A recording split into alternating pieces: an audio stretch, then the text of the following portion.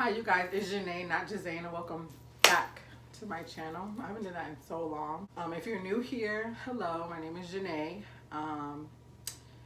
If you're not new here, you already know me or you already subscribed to me, hello, I'm back. Like you've seen from the title below, none of it was clickbait. Obviously I wouldn't, mess around like that. I lost my dad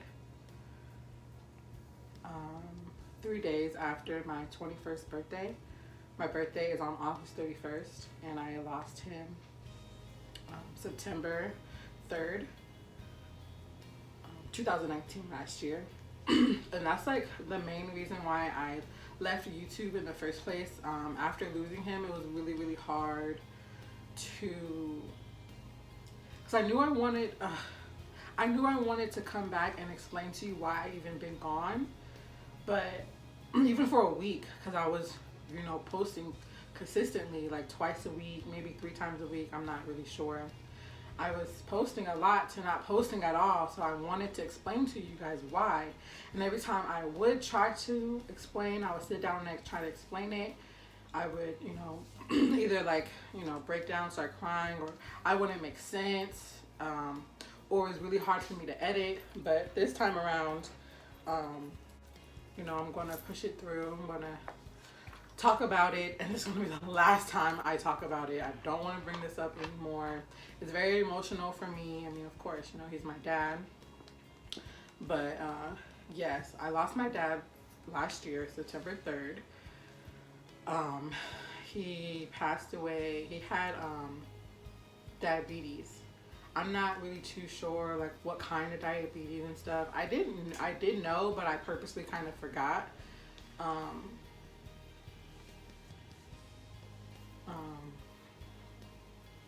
Yeah, I purposely kind of forgot. But I did know he had diabetes, and I'm not too sure of the order. But I know he had a stroke, seizure, heart attack, and became brain dead. But I'm not too sure of the order of what had happened.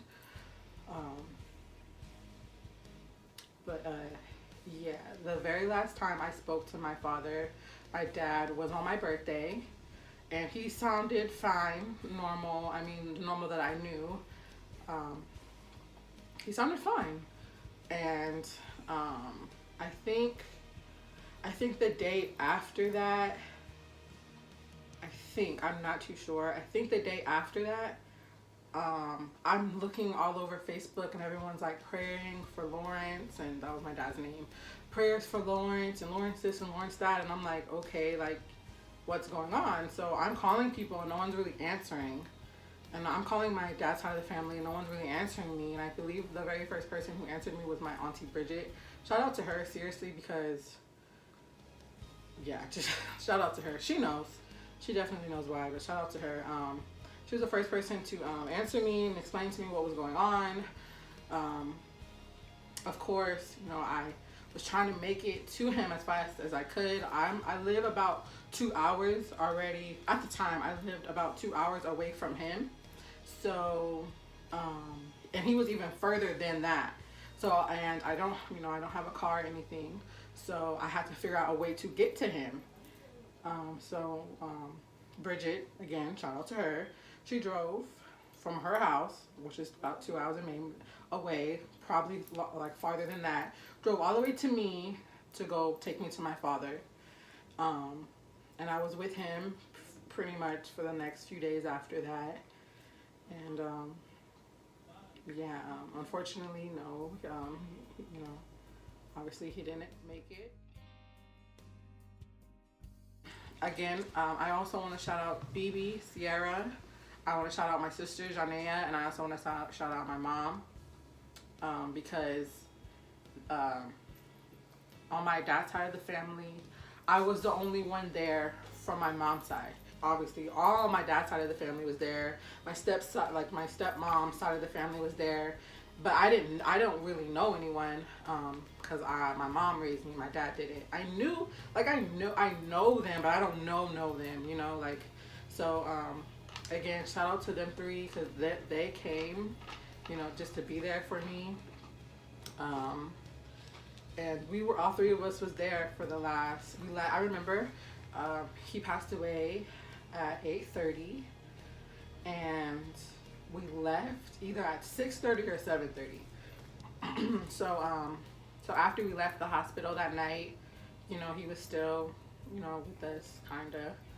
But on the way home, I definitely, this might sound weird, but I mean, it depends on what you believe in, and you know, if you want to believe this, but I definitely felt him go. I remember being in the car on the way back home, and I was fine. I was fine for the first little bit, and I remember just busting out crying. I just felt like, just so, like something was just like sucking out of me. Like I can't fully explain it, but I just felt something, and I remember looking at the time, and it was like 8:27 or something like that, and he passed away at 8:30, around 8:30. That's all I know. I just know around 8:30.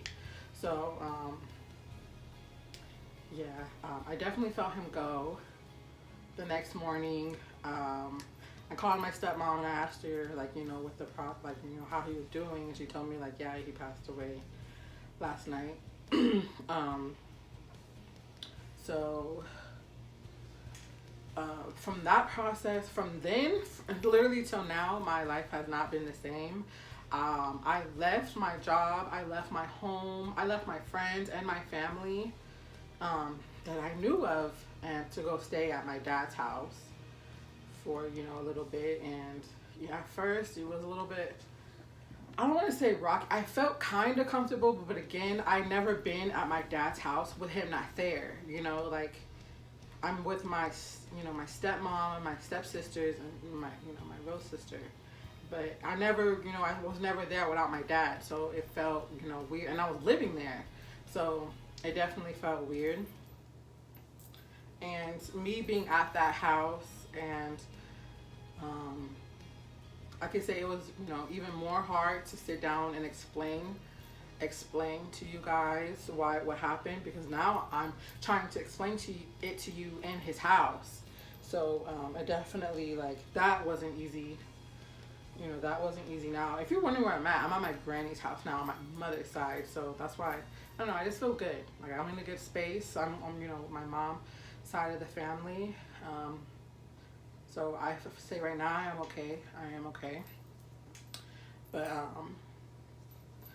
yeah, that's pretty much what happened. How I am now, I am okay. I mean, I'm okay.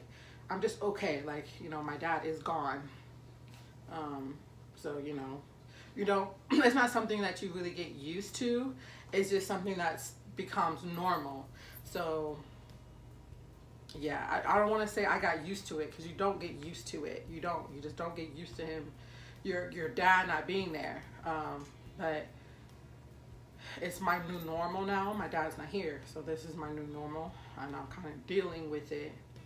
And it's been months now, obviously, so I am in a better place, but definitely at first, it was hard. I wasn't eating. I was barely sleeping. No, barely sleeping. Probably like out of the week, probably like 9 hours in a whole 7-day week. Like, and that's really bad. I started losing a lot of weight. I wish. I wish I was losing weight. I started gaining a lot. Even though I wasn't eating, I was gaining a lot of weight, which kind of doesn't make sense, but that's pretty much what happened. I gained a lot of weight. I lost a lot of weight, and I gained a lot of weight. I don't want to say a lot, but on a shorter person, like, 20 pounds, like 10, 20 pounds is a lot, because I'm so small. So all this, 10 pounds on me, and it looks bigger, and 10 pounds me losing looks way smaller. So if you're short and like chubby, you definitely know. But yeah, and I also want to explain from the title why I cut my hair. 2 reasons. One, I needed a change that I could actually control.